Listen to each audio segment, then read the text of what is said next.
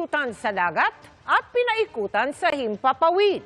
Ganyan ang ginawa ng China sa dalawang magkahiwalay na pagpapatrol ng Pilipinas sa West Philippine Sea. Nakatutok si Chino Gaston. 15 minutong inikutan kahapon November 26 ng mga Chinese jet fighter ang isang Philippine Air Force patrol plane habang nagsasagawa ng maritime air patrol sa West Philippine Sea. Hindi naman daw ito nakaapekto sa misyon ng Air Force Super Tucano aircraft. Bago nito, binuntutan naman ng isang Chinese naval vessel ang Joint Maritime Patrol na isinagawa sa pagitan ng Australia at Pilipinas sa West Philippine Sea. Pero hindi na raw ito ipinagtataka ng AFP. This is not the first time that this happened. Nangyari na rin ito dun sa between Japanese aircraft and Chinese aircraft, US aircraft and Chinese aircraft, and this time with our own aircraft. So this is not the first time that this happened.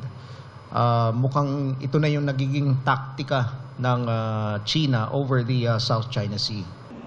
Dati nang sinabi ng China na ang lahat ng kanilang ginagawa sa South China Sea ay alinsunod sa international law sa inaangkin nilang teritoryo. Kasama na dito ang ilang parte ng Exclusive Economic Zone ng Pilipinas.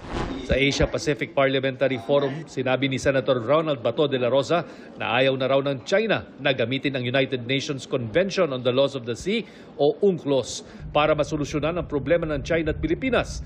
Bumalik na lang daw sa lumang mekanismo ng dispute resolution gaya ng amicable settlement at bilateral talks.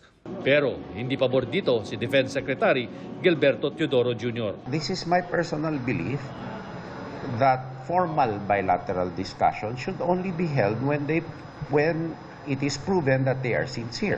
But the President himself has said their illegal activities continue unabated. So to enter into bilateral negotiations and not talks, in that context will be just, to me, playing into their playbook.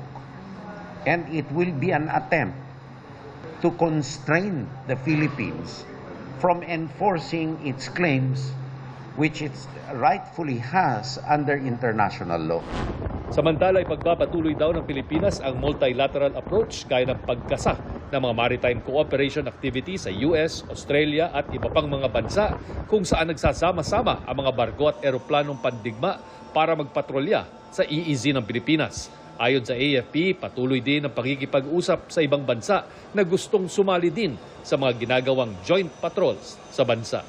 Para sa GMA Integrated News, Chino Gaston, nakatutok, 24 oras. Mga kapuso, kasama nyo kami 24 oras.